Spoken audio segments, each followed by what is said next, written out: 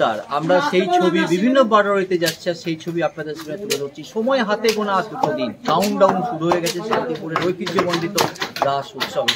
আর আমরা এসে বললাম ডাকঘর মোড়ের খুব কাছে গোস্বামী ভট্টাচার্য লেনের নবীন সঙ্গের আয়োজিত এবারে রাসের তারা কি থিম করতে চলেছে চোখে পড়লো এবার হবে।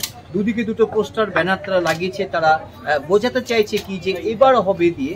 ঢুকে পড়লাম আমি সঞ্জিতকে নিয়ে একদম গোস্বামী ভট্টাচার্য লেনের মধ্যে ঢুকে পড়ে নবীন সঙ্গের যে এবারের যে থিম, এই থিম আসলে মানুষের কিন্তু নজর কাড়বে।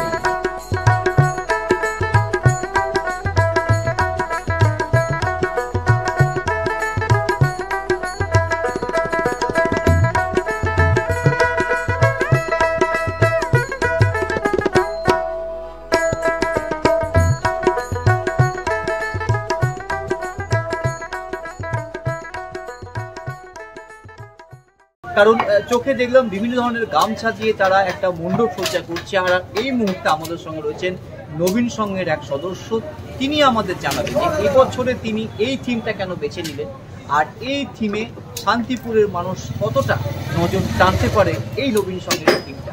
কাজ শুরু হয়ে গেছে, জোর কদমে কাজ চলছে। বিভিন্ন শিল্পী যারা মণ্ডপ সজ্জা করছেন তারা কিন্তু কাজ করছেন, প্রায় রাত জেগে তারা কিন্তু কাজ করছে। আমাদের সঙ্গে রয়েছেন বাপ্পা গোস্বামী, এই নবীন সংঘ, এই যে ক্লাব, এই ক্লাবের তিনি সদস্য হিসেবে রয়েছেন।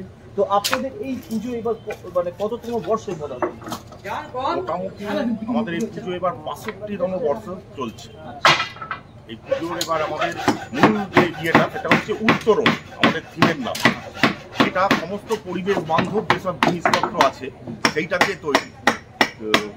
মূল মেটেরিয়াল হচ্ছে আমাদের গামছা, তার সঙ্গে তালের পাতার পাখা এবং এই জাতীয় বিভিন্ন প্রদীপ, মাটির এই জাতীয় বিভিন্ন জিনিস দিয়ে এই মণ্ডপটা এবার সাজানো হচ্ছে। তারই প্রস্তুতি চলছে। যারা সাজাচ্ছেন কোথা থেকে? তারা পায়রাডাঙ্গা থেকে এসেছে। এই প্যান্ডেলটা হয়েছিল চাকদাতে দুর্গাপুজো, এবং সেখানেও মানুষের দৃষ্টি আকর্ষণ করেছিল।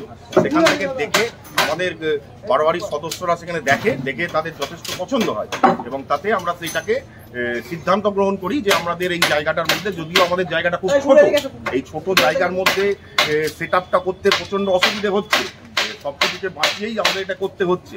এবার করে যতটা করে তোলা যায় মানুষেরকে আমরা সেই এটা বার্তাটা দিতে চাই যে আপনারা আসুন, মণ্ডপে আসুন, দেখুন যে মানে হাতের কাজের ওপরে সম্পূর্ণ এই যে মানে থিমটা এবার আমরা করার চেষ্টা করছি। আশা করি আপনাদের প্রত্যেকে ভালো লাগবে।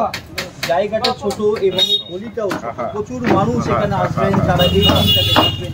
কিভাবে যারা আসবেন সেই দর্শকরা পরে কিভাবে ট্যাকেল করবেন? ভক্তদের যাতে তারা দেখতে পারে তার জন্য আমরা কিছু সুনির্দিষ্ট পরিকল্পনা করেছি, যাতে আমরা এদিক দিয়ে একমুখী রাস্তা, যাতে মানুষ একদিক দিয়েই আসবে, দেখবে, বেরিয়ে চলে যাবে।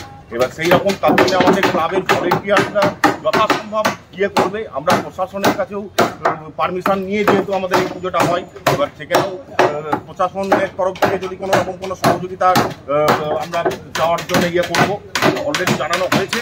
নবীন সঙ্গের যিনি সদস্য তিনি বলছেন জায়গা ছোট, কিন্তু অসুবিধা হবে না, আপনারা আসুন, আপনাদের জন্য এই থিম আমরা তুলছি। আর মানুষের সহযোগিতা, মানুষের প্রচেষ্টা রয়েছে। নবীন সঙ্গের রাসকালী মাতার যে আরাধনা, এবছরের যে গামছা দিয়ে বা বিভিন্ন ধরনের পরিবেশ বান্ধব যে জিনিস দিয়ে তৈরি হচ্ছে, সেটা আপনাদের এক ঝলক দেখিয়ে দিই, চলুন।